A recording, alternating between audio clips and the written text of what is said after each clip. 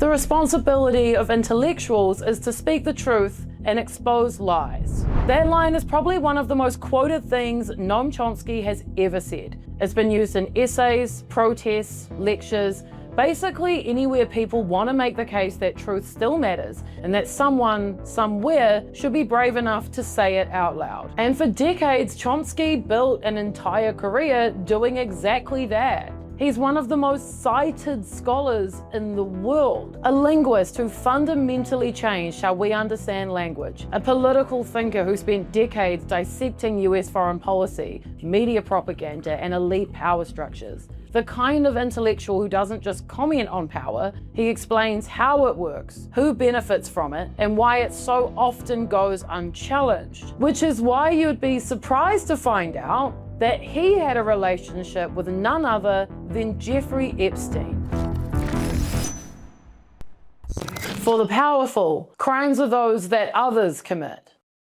I'm Noam Chomsky. I'm on the faculty at MIT. So Noam Chomsky is more than just another public figure caught up in a messy headline. Noam Chomsky, of all people, was not only friendly with Jeffrey Epstein, he was providing advice to Jeffrey Epstein. He spent the better part of his life positioning himself as one of the most consistent critics of power in modern history. The most important thing for me and for you is to think about the consequences of your actions. What can you affect? He rose to prominence as a linguist, revolutionizing the field with his theory of universal grammar. But it's his political work that turned him into a global figure. I think that we can see quite clearly some very, very serious defects and flaws in our society, our level of culture, our institutions, which are going to have to be corrected by operating outside of the framework that is commonly accepted. Over decades, he became known for dismantling official narratives, particularly those coming from the US government. There's maybe 80% of the population whose main function is to follow orders and not to think, and not to pay attention to anything. And they're the ones who usually pay the costs. And for arguing that media systems don't just report on power, they help manufacture consent for it. Now, the elite media are sort of the agenda-setting media. That means the New York Times, the Washington Post, the major television channels, and so on. They set the general framework. Local media more or less adapt to their structure. They determine, they select, they shape, they control, they restrict in order to serve the interests of dominant elite groups in the society. That's the version of Chomsky most people know. The one who stands outside systems of power, pointing at them. The major institutions in the society are under totalitarian control. Explaining them. The term propaganda fell into disfavor around the Second World War, but in the 1920s and the 1930s, it was commonly used and in fact advocated as a necessary technique to overcome the danger of democracy. And challenging them. The worst terrorist campaign in the world right now, by far, is the one that's being orchestrated in Washington. Which is exactly why his connection to Jeffrey Epstein was such a shock and disappointment to so many. As it turns out, there are two Chomskys. The one celebrated for speaking truth to power, and the one who appears, at least in the emails I'm about to show you, to be comfortably engaging with it. The smart way to keep people passive and obedient is to strictly limit the spectrum of acceptable opinion. So by the time Epstein and Chomsky are chatting in the emails, Jeffrey Epstein is already a registered sex offender. In 2008, Epstein pleaded guilty to charges related to the solicitation of a minor. The case and the controversial plea deal that followed were widely reported and heavily criticized. By the time Chomsky and Epstein get chatting, it's like 2015. Epstein's reputation is already firmly established in the public domain. But after Epstein's conviction, he maintained connections as well as actively built new ones. He hosted dinners, he arranged meetings, he positioned himself as a patron of science and intellectual life, surrounding himself with academics and researchers and other public thinkers. People who, in many cases, had nothing to do with his crimes, but whose presence helped reshape how he was perceived. So we have to look at the situation a couple of different ways. Not only like, why the hell was Chomsky talking to Epstein, but why did Epstein want to talk to Chomsky? Power is systematic. It doesn't reside in individuals.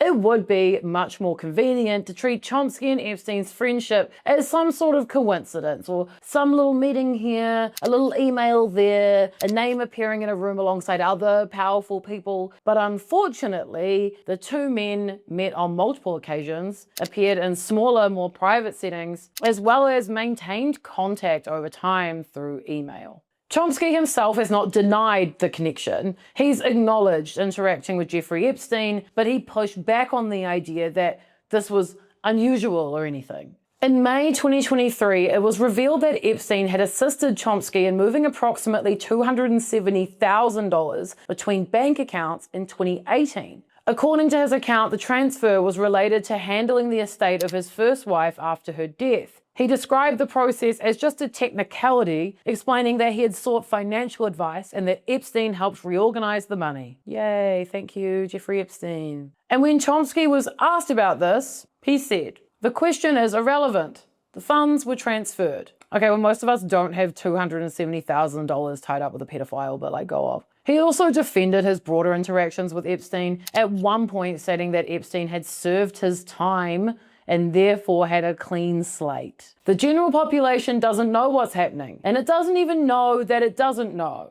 Now, if you came to this expecting a single, definitive, crazy piece of evidence, that one email that clearly explains everything, well, you're going to be disappointed. What you find instead is a series of exchanges that sometimes feel mundane. There's some casual check-ins, but what these do is prove that the two were friendly. In an email dated December 29th, 2015, Jeffrey Epstein writes, "How are you holding up without the little one by your side?" Chomsky replies unexpectedly, openly, "Not as well as I thought I would. As I guess you know, I lived alone for years after my first wife died, and was pretty much alone for the previous 2 years of very intensive care at home. So being alone is not new to me, and I never had more than a very minimal social life. But it's strangely harder after the time I've been able to spend with Valeria." A few months later, on April 13th, 2016, in an email discussing plans and travel, Epstein writes, "Island ready when you are. Reality even better than fantasy." Chomsky's reply is, "To the delightful island,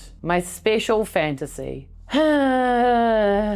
Yeah, not a good look, eh? Not a good look. In February 2019, Epstein wrote, "Noam, I'd love your advice on how I handle my putrid press. Do I have someone write an op-ed, defend myself, or try to ignore?" Chomsky replies, "I've watched the horrible way you are being treated in the press and public. It's painful to say, but I think the best way to proceed is to ignore it. What the vultures dearly want is public response. A hysteria that has developed about abuse of women." Eesh. Narratively, this turns Chomsky from a guy who merely knew Epstein into someone who, at least in that moment, was willing to help manage the fallout and support him. The press he's talking about, by the way, is like the fact that he's a pedophile. There's photos of Chomsky on the jet, hanging out at dinners, and then there's this one with former Israeli Prime Minister Ehud Barak.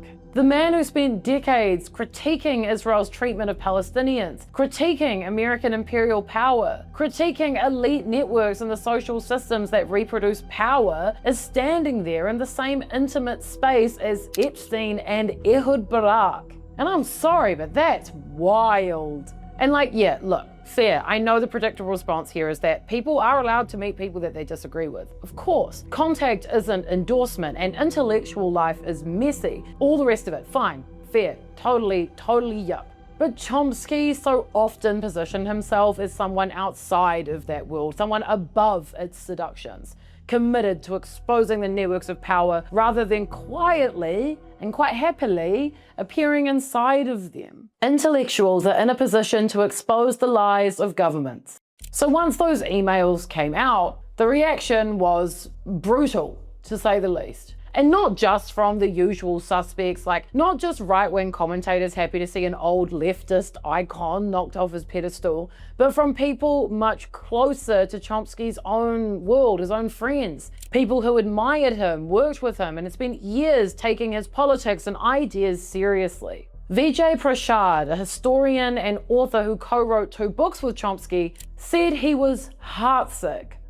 When the photos and emails appeared, I was immediately disgusted by Epstein's pedophilia and so by Noam's friendship with him. There is no defense for this. In my view, no context that can explain this outrage. Now Chomsky's wife, Valeria Chomsky, said, "We were careless in not thoroughly researching his background. This was a grave mistake, and for that lapse in judgment, I apologize on behalf of both of us." Now, I am not completely convinced by this. Research his background? He was a convicted sex offender. You could have Googled him. He was constantly surrounded by young women. And I've said this before in other videos when people have gone like, I didn't know what was going on. Okay, fine with the sex trafficking of it all, but like, it was obvious at the very least that this man was a sleaze and had strange opinions about women.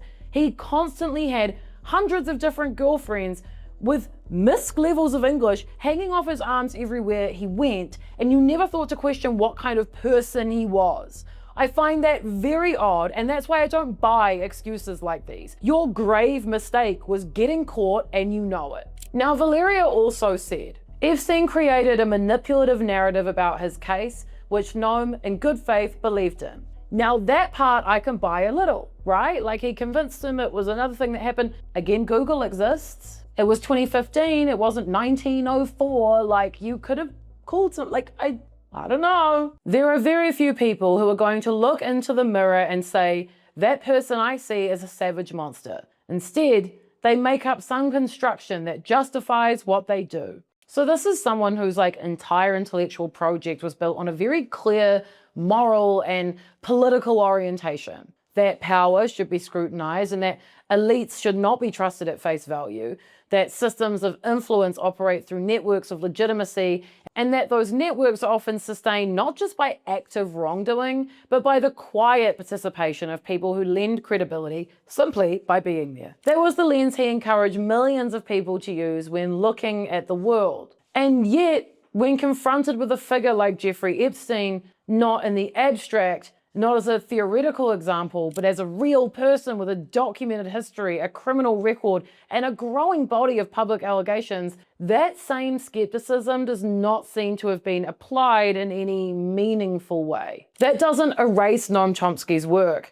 His influence doesn't disappear, and the ideas themselves still stand on their own. But it does tarnish his legacy completely. And I think that's the part people were really struggling with. People got really worked up when this information came out, that intellectual clarity doesn't guarantee moral consistency. That being able to critique power doesn't stop you from compromising with it, and that proximity can blur your judgment, even when you've spent your entire life warning about exactly that. I guess the truth is, understanding power doesn't make you immune to it. Check out all my other Epstein content if you found this one interesting, and join us on Discord if you like to chat about it or there's some files you think I should see. Bye!